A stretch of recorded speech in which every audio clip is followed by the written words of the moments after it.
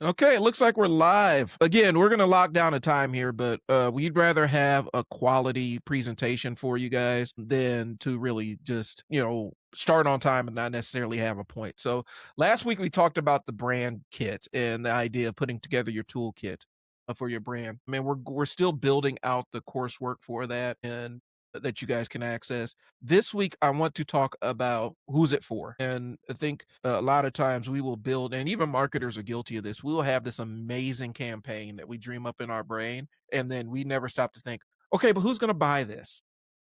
Right. And that is typically the most important conversation. And sometimes it's the most confounding conversation because it will force you to be honest in a way about your business that you may not be prepared for. So we're going to talk about the brand stuff, but this time we're going to talk about why it only works for the right customer. And we're going to break down a little bit on how to connect with your client avatar and merge the concept of having the right client avatar, the right brand toolkit, and using a little bit of AI to establish your workflow so your marketing's a little bit more consistent and targeted.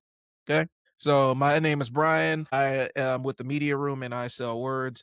I am the message. I really help business owners figure out who they're talking to and find the right platform to engage their clients that they want that are going to put money in their pocket. And my name is Brian as well, Brian Gesser with 531 Labs. I run an agency that is a little outside the norm. My target demographic is $1 to $15 million companies that struggle with strategy and systems in their business and figuring out how to fix the leaks in their business and take it from chaos and duct tape and hope to something that's a well-oiled machine. Okay. So, and we mentioned this week we were going to get into emails and stuff. We mentioned last week we were going to talk about emails. I think I want to put a pin in that one and come back to it because I don't want you to start whipping up a bunch of email marketing stuff without necessarily having a dialed in client avatar. And so we talked about logos, colors, templates, swipe files, brand voice, video assets, email assets, CTAs, which are call to action.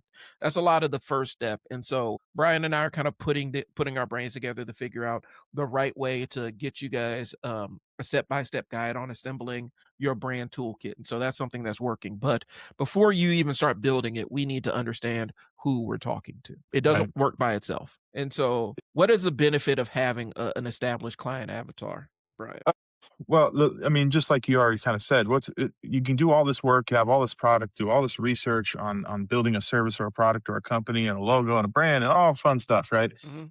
And you like all of it, but who's it for? Is it for you? Are you buying? Are you giving yourself money? You know, are you paying the bills to keep the light on? No, the customers and the clients are. So you have to know. It's funny because I feel like we're going a little backwards, and maybe should have started with this, but Mhm. it's like you can't really do any marketing unless you know who you're marketing to. You can't. Like otherwise, you're just pissing in the wind, and it's this general everybody shotgun method, and that doesn't work. You know, you might get some hits, Mhm. but it's not. You want to be able to, and I'm not talking about niching down or anything like that. I'm just talking about understanding psychologically the profile of who typically buys your product or service. Right. It's kinda gotta be, because I think a lot of times people have this, if you build it, they will come kind of mentality specifically, where your right Uh-huh. clients will just find you through osmosis. Like they will just show up to your Yeah. stuff and you don't have to necessarily speak to them in any way, shape, or form. And oftentimes, unfortunately, business owners find out pretty quickly that that is not how it works. If you're posting stuff in front of a group of clients that are not engaged or not dialed in, you're just wasting a lot of effort. You're showing your stuff to the people that don't necessarily matter. And it can be harmless, it can be frustrating and harmless, or if you're running paid ads, it can be very detrimental to what you're trying to do. Because one of the things about running paid ads, and this is higher level stuff, but when you start running paid ads, specifically through social media, if you're feeding ads through social media and your audience isn't dialed in, you're basically training the social media to bring in all the people that will not buy from you. And that can set you behind so far, to the point where I've actually said, okay, I need to start a different ad account because Right. I sent the wrong signal to this one and it's completely screwed up. Yeah, and I'll throw a little trick in here, for ads. I typically will not run ads for anybody until we hit on a piece of content. What I mean by that is like I rather put focus on, researching who our client is, right? Mhm. Trying to attack it with the content that that audience will like. And then when we hit on a piece of content, you turn that piece of content into an ad because you already know it's gonna resonate. Right. So that's just a little trick. I'm throwing that in there, kind of a side quest there, but it comes down again to what Brian's saying. What Facebook does is it when you get a piece of content that hits, you know that that's resonating with the right people. Mhm. So then you can turn that into an ad, which can Facebook will know then already what audience to show that to, and you're not wasting money, and you're getting the right people to look at that. And this is I'll throw another aside in there because it's something that I do. When I run an ad, if I'm running a video specifically, I always run it organically with no money attached to it first to see how Mhm. it performs, and so it can get a signal from the audience, see who's so as Facebook can get a sense of who's engaging, who's sharing, and all the other stuff. I will not make a post into an ad or boost it or whatever you want to call the process that Facebook uses to extract money from your pocket. I will not do that until Right, I get a strong, strong, strong signal from Facebook that this ad is connecting on the level I need right. to connect with. I think what happens a lot of times is people will post something, will just blast it out there, and they never give a chance to get the organic legs under it and let Facebook organically show it, and they put money behind it, and they end up hurting the reach of the ad. I want to build Yeah, a strong organic traffic signal, which means people engaging, sharing, doing it on their own, and then we make it into an ad. yeah, and it's funny because if you put a piece of content out there and you let it run for piece a week or so, Facebook will even chime in and say, "Look, you have such and such traffic on your post. Mm, Do you want to turn this into an ad?" That's Facebook saying, "Hey, we've kind of dialed it in. right. Do you want to put an ad now?" I wouldn't always do that. I'm just saying to Brian's point, it pays to let organic content sit for a little bit, let it fall where the chips will, and then go from there. So let's go ahead. If you guys are popping in, say hey, leave a message in the chat to kind of let us know. If you got questions, any kind of marketing questions, don't hesitate. Drop them in the chat. We don't hold anything back on these live streams. So feel free to jump in there. Okay. So we talked about how you can have the cleanest templates in the world. You can have the nicest logo. You can have the right color. You can have all your files organized and laid out. But not knowing who you're talking to is kind of the death kiss for whatever you're trying to establish. Okay. I'm skipping number two. Because I think we talked about random acts of marketing. Right. I don't want to relitigate that. We talked about a brand toolkit can help you. So we're going to skip to this. So last week was about the assets. Now we're going to talk about the audience. All right. And so Brian, okay, so let's say you have an established business, but you don't have a client avatar. You just have clients coming in and you've never had to put any thought behind it. What would be your first step to kind of figure out who that client avatar is? Well, I first and foremost, if you got traffic coming in, and let's say you're a brick and mortar, you just need to pay attention.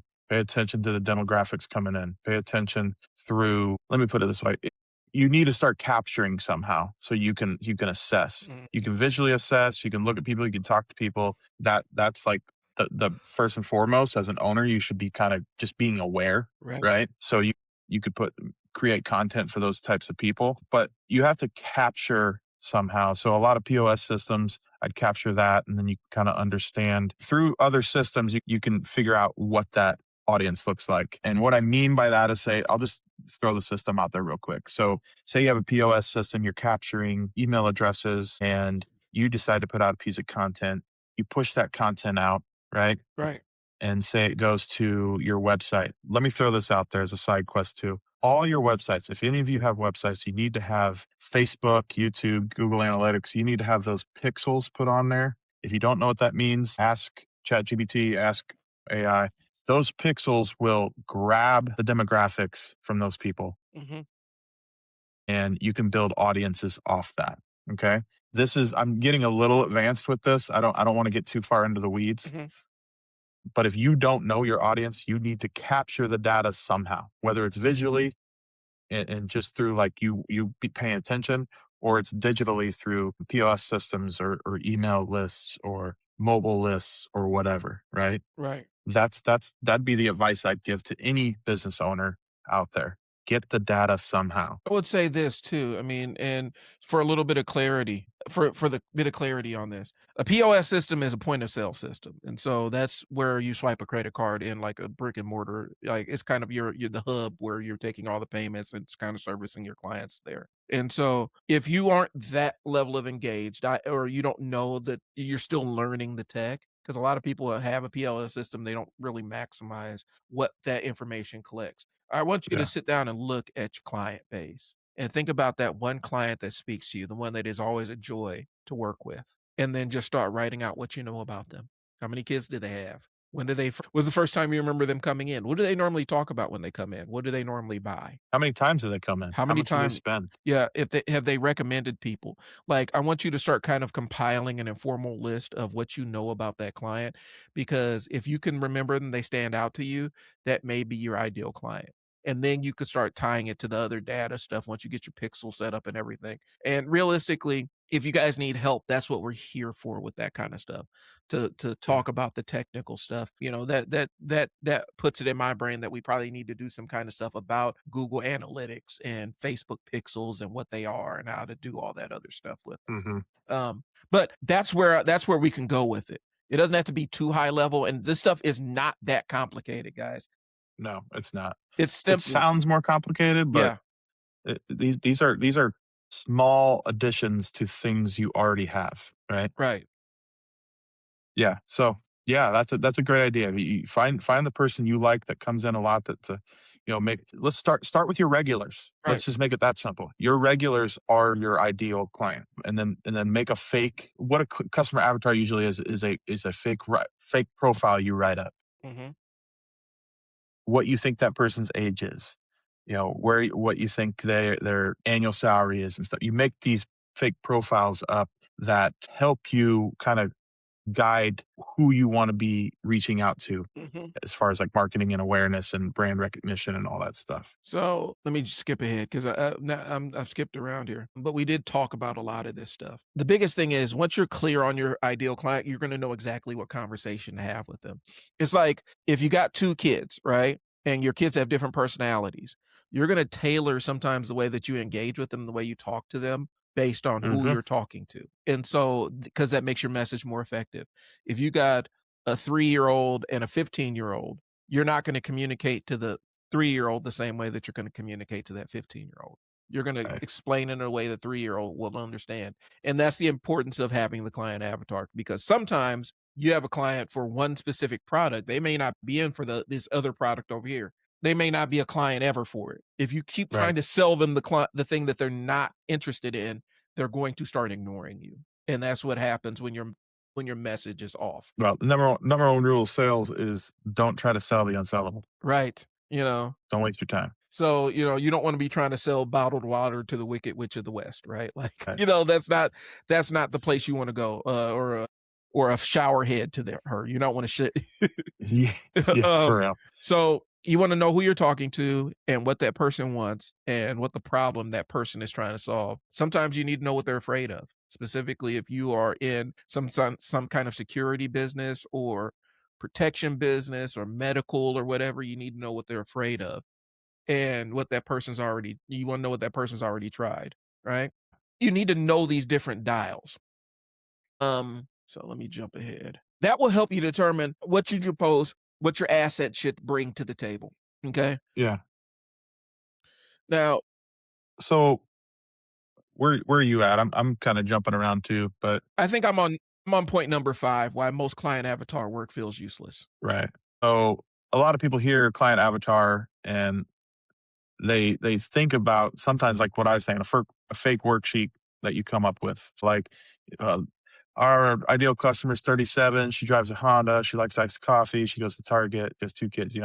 Some of that matters, but most of the time, it's not the main thing that you need to be focusing on. What you care more about is the buying behavior. So you need to understand what problem are they trying to solve. What do they want instead? What are they tired of? What would make them give you money? What take action? Mhm. What makes them hesitate? What causes friction for them? Um, and then what words do they use when talking about said problem? So you got to take this stuff we say with kind of like you got to expand your mind a little bit because when we Right. say problem, It could be, say you sell ice cream, right? Mhm. Um, that's not a problem per se, but the problem would be you're solving the problem of someone that wants ice cream and doesn't have it, Right. right? So you got to expand your mind a little bit when we say solving problems for certain customer types, Mhm. that kind of stuff. So you need to figure out these things, like what problem are you trying to solve and what do they want? But I do, even though it may seem kind of stupid, I do believe in some of the, like, the fake worksheet type stuff where you got to figure out what they drive, how Mhm. much money they have, pay attention to those things as well because it does matter. And then if you can give that kind of information to like an AI like ChatGPT with the right prompting, you can really bust out the right types of content pillars you should be focusing on and pushing out in marketing. Right. Having that information, like, just you never know when knowing, like, will they drive this kind of car? You never know when that information can be beneficial, but sometimes it is. And Hmm. so, as long as you can create as many client profiles as you need that explain who is coming in and giving you business. Having that locked in and dialed in, because also it kind of steers you away from people that you don't necessarily that won't be your better clients. And when you start steering away people that aren't your better clients, you end up reducing those negative reviews and those negative interactions and things along those lines, because you're not drawing in people that have the wrong expectations of your business. So let's go into the framework here. And so we'll give you a simple framework to kind of use. Okay. And so this is just the practical client avatar framework. I've used this before, a variation of this. And so we had to kind of simplify it.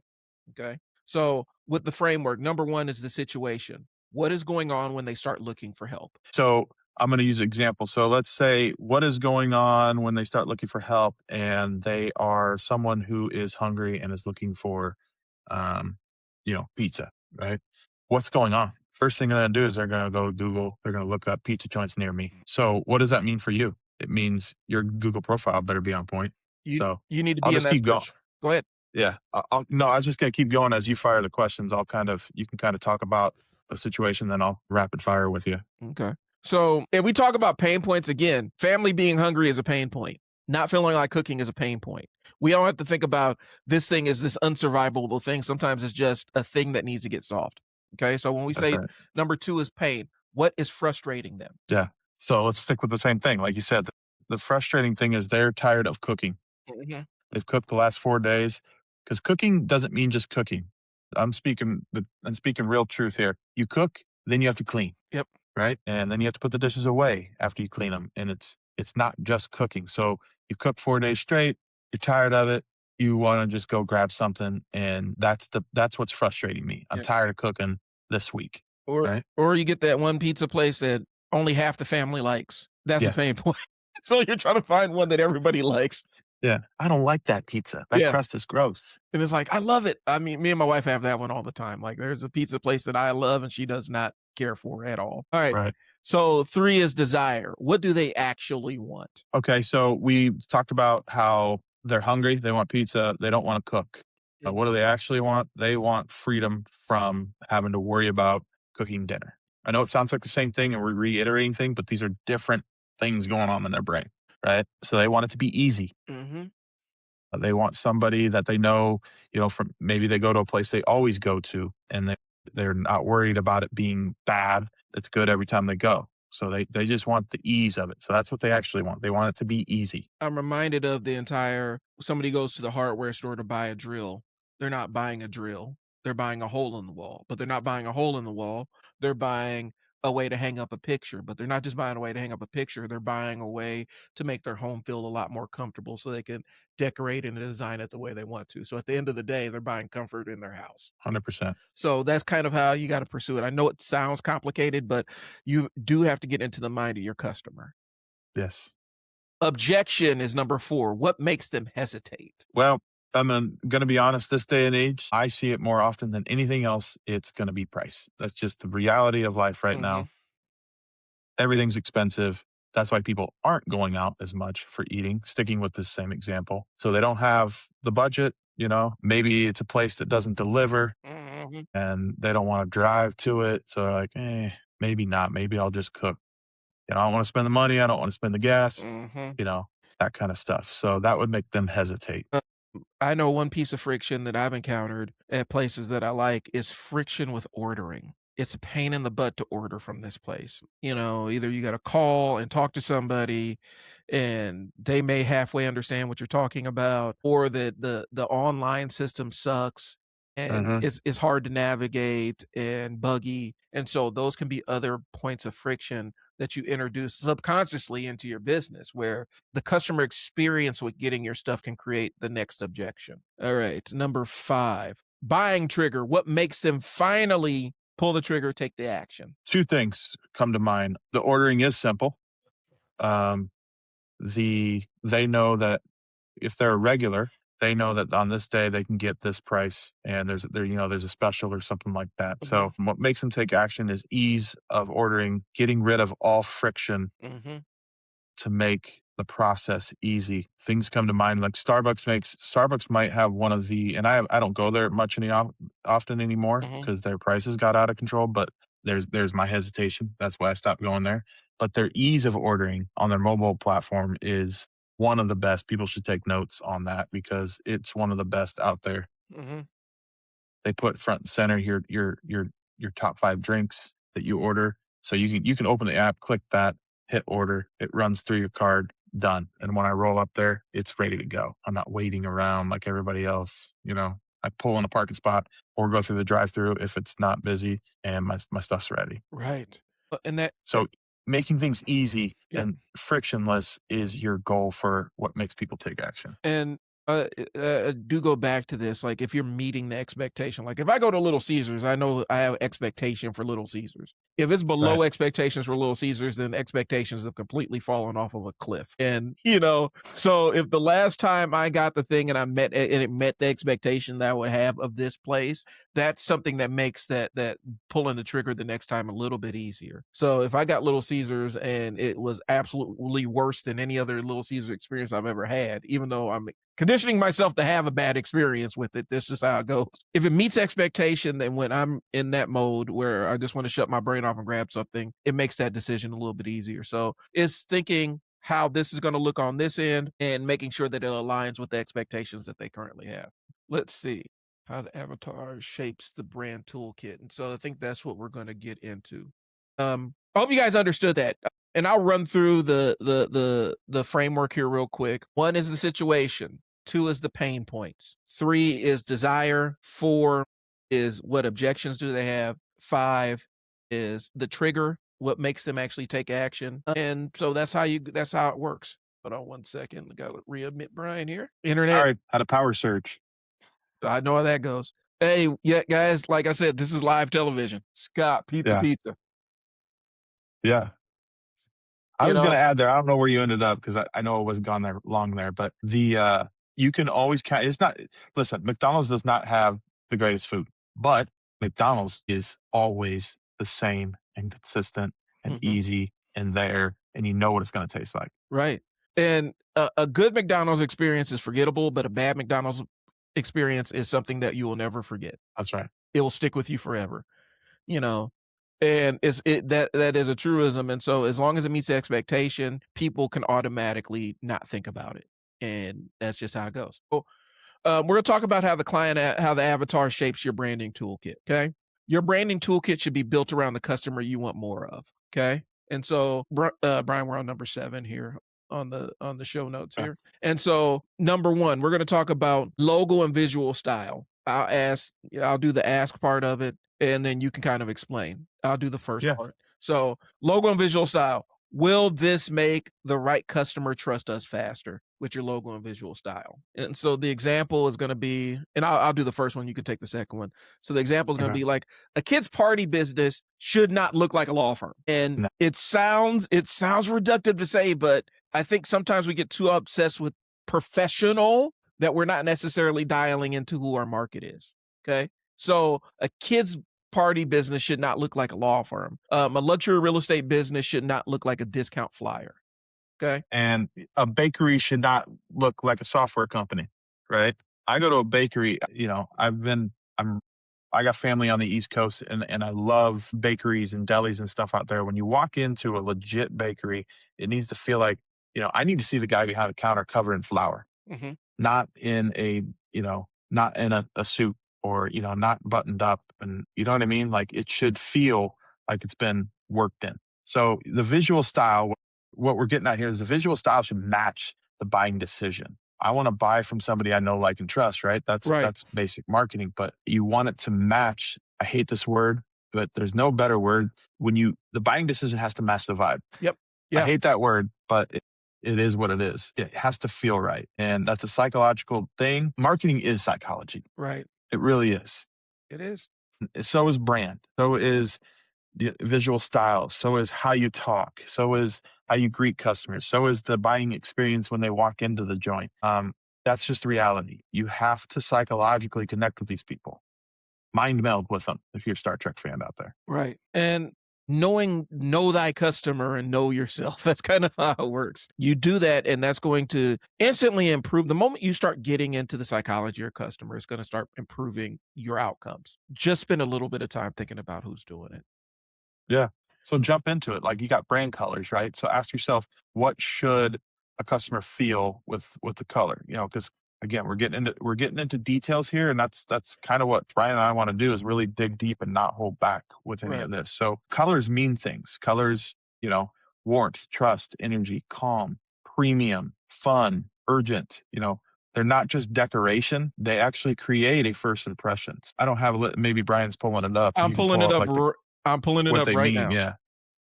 So, for example, Yep. I'm pulling it up right now here. If I can get okay, this to pop up in the big screen here. you're good. This is kind of smallish. The one I pulled up is kind of smaller, so I'm kind of looking for a bigger one. I should remember Oh, this, but this I works. don't.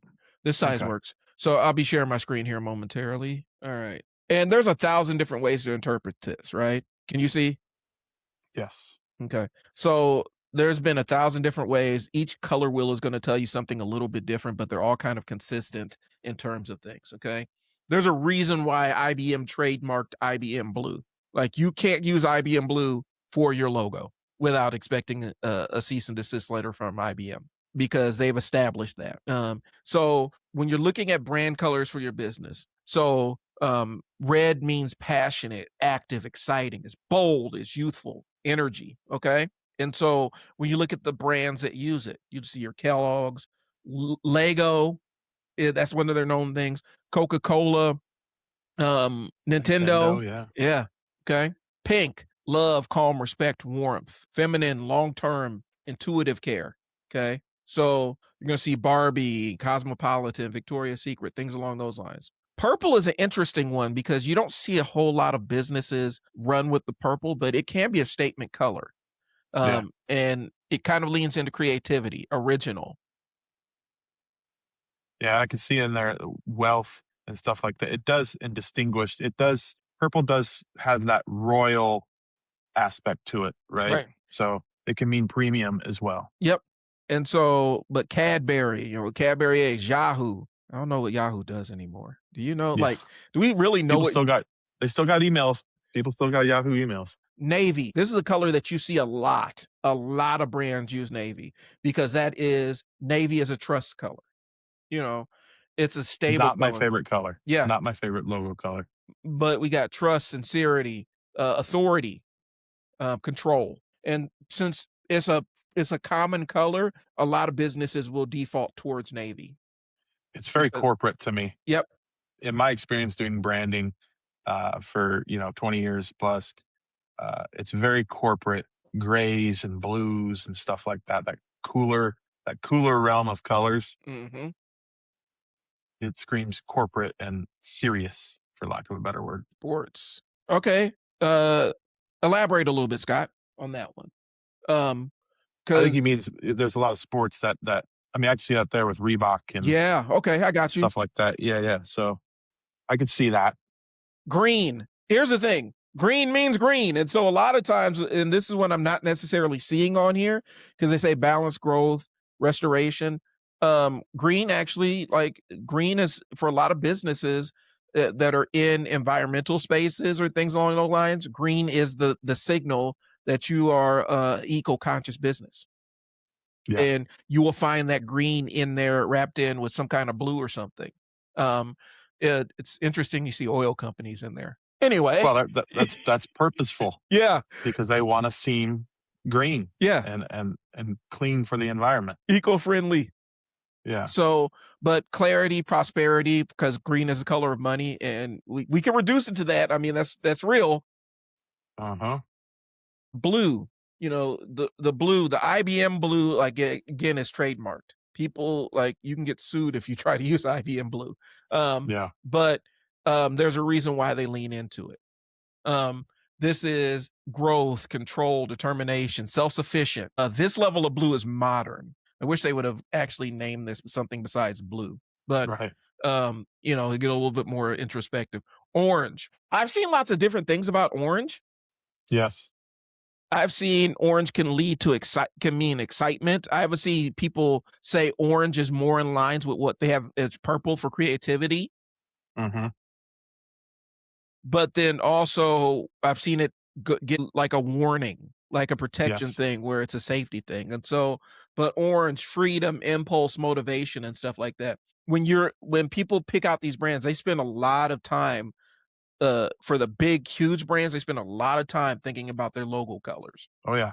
A typical just to give you guys a little backstory, like, with some of the branding I've done, a typical, timeline for, for companies that are maybe in that, 50 million plus, range of Mhm. revenue per year, you could expect to spend about on the short front, 3 months, but on the long term, Oh yeah, 12 months. yeah. That's how long it takes, and because it's not just the colors, it's like it's the logos themselves and the shapes, and then how do we roll it out? There's a whole campaign behind. There's always a big campaign, marketing campaign behind a new brand layout or brand launch.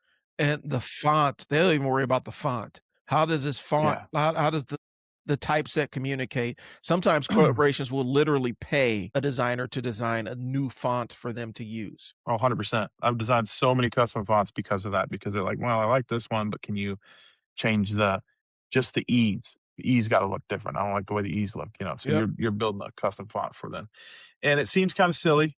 At that level, at that corporate level, it matters 1,000%. it does. But on the mom and pop entrepreneur under 10 million, I would argue, I mean, some would argue against me, Mm, but I would argue that it matters less, and I would focus on being able to switch up your logo and being able to pivot when it doesn't work for you or whatever. yep. So, And just throwing that out there. and you can spend a little bit of time. Don't sit there and belabor, "I need to pay somebody to come in and overhaul my entire logo." I think a lot of times people spend way too much time focused on that, like Brian said, but it is something worth noting too. 100%. And noting that sometimes the colors that you pick for your logo are not necessarily in agreements with the message that you want to send to your audience. Okay? Uh, let's, we're getting close here, so Yeah. let's rapid fire here. So, what ask yourself, what kind of post does your customer need before they take action, Yep. right? That's for social Is media. it for social media? Do you need is it like problem posts where you're stating a problem they might have and giving a solution? Is it an offer post where you have to come up with some sort of creative offer for this type of customer? Before and after posts, Scott, I know you're in the audience there. Those work well, obviously, for him. He Yes. does carpet cleaning, and they're massive. It's cool to see. Scott actually doesn't do before or after. He does. It's kind of a during. So he's like cleaning them, Yep. and you can see the clean lines, but he keeps a solid line where the rest of the carpet's still dirty, and it's visually appealing to someone to see that and say, "Shit, that's how dirty my carpets Yeah. really are." So that type of post for people to see, and then customer story posts. I'm not big on the whole customer story stuff, but it works for some formats. And Yeah. before and after can bleed into the customer story because people can talk about their previous state was and Mhm. how your surface has changed it. And I'll spend a second on this. Before and after posts are so powerful that if you're trying to do a before and after post on Facebook, they will make sure that it's not about weight loss. Otherwise, they Yeah. will not post it. So Sure. it's a very powerful mechanism, but it should match the Yep. kind of content that your customer needs. Okay. And we'll power through these last points. Brand voice. How does your customer need to be talked to? Like in the sports world, with the sports training business, we are talking about being better, getting better than your competitor, outperforming the people through outperforming people standing next to you through hard work and stuff. And so the language we're going to have is very motivational, but very, hey, let's go out and compete on a high level. And that's a lot Yeah. of what the language you do. We don't coddle a lot of people with stuff. Yeah. I struggle with this sometimes because um, a lot of experts in how do you sell marketing to companies would talk about proof and reassurance. Hmm. I come at it from a different angle. I think business owners, this is just my opinion. It's worked for me in the past. It's working for me now. I think directness is more effective. Yep. It may not, you catch more flies with honey, but I like being direct and real with people and not trying to sell them something that they don't need. I can tell you all day long that I can build you a website, but if you don't know your customer or, you don't do any of your sales through your website, what the hell's the point? Let's fix let's fix what's broken first. And then all the pretties and stuff is just cherries on top. Yeah. That's how it works. So your brand voice should sound like a real conversation Mm. with the customer you want more of. And it because if it doesn't, it can be a disconnect. Okay. Calls to action. What's the next step there? What is the next step they're ready for? Not everybody's ready to buy today. And I think a lot of times on social media specifically, we make that mistake of we have the buy now button and that customer Uh-huh. may be ready to buy in a week or a month. But we Yeah, keep we are not all Amazon. yeah, we keep putting that buy now in front of them and then they end up forgetting about us by the time they're ready to buy now. Mhm. So some people need a little bit of warming up. They may need to watch a replay. They may need to have that exploratory call, right? And Right. so understand that your CTA, your call to action, the thing that you're telling them to do should match where that customer is. So, for example, let's put this into a real life example here. So, let's say I don't know, you had some sort of flood damage, water damage in your house, right? Mhm. You are stressing out and you're like, okay, I've cleaned up a little bit, but I need to get this fixed, right? If you're like a restoration company, like a cleanup and you come in, or a construction company or something like that, and you have a piece of content out there that's like, did you just have a flood? You need somebody to come out right now, ASAP? Click this button. Right. That CTA ties to the need Mhm. of that customer, right? So that's what we're talking about. It's matching the need that they have to the next step, right? Right. So I think what we'll do with number eight's gonna be number eight's gonna be its own show. Let's just make number eight Yeah, a yeah, how we use AI to figure out your client avatar and how we use AI to build your toolkit. That's gonna be its yeah, own show, its own individual training. And so we'll just put a pin in this one. And that will be where we pick up with next week. And we'll walk you through the process step by step of building yeah. that And toolkit. I'll give you a little precursor of what it's going to entail. So what we'll talk about is, who do we serve? What do they need? What do they want? What do we want to offer them? What should they do next? Mhm. So that's what AI will help us do. It'll help you move faster towards those answers. And we're not trying to do like, hey, open ChatGPT and say, write me a Facebook post, right? So that's what we'll kind of get into next week. I think it's a perfect topic to follow up on, Yep. and we'll do live prompting. Live prompting's scary sometimes, but I feel like we can get it done. We'll turn here's the thing. What we're going to do is we're going to show you exactly how we talk to our AIs. And so you guys get a sense of how granular we get with our stuff. And you'll get you'll get a little bit of glimpse behind the curtain. So that's what we got for next week, guys. If you have questions, drop them in the comments, go ahead and inbox us or whatever. We really do appreciate your time. There's something I want to ask you real quick, Brian, when we get off here. So we'll be back at you next week. We are going to be on at 1 or 12:30. Yes. We're gonna move heaven and hell to get there. So just a little inside football here. We've asked people and we get several times. So we're trying different times. Yeah, Um, and we'll nail something down once we're gathering data for our customer avatar is yeah. what we're doing. So that's what we got going. Thanks. Hey now, hey now. Yeah, I'm not a Broncos hater. I'm not a Broncos hater. Go Chiefs. I am. Sorry. Love you, Oof. Scott. Thanks for tuning in, man. All right. Go birds. All right. We'll talk to you guys later. Bye. All right.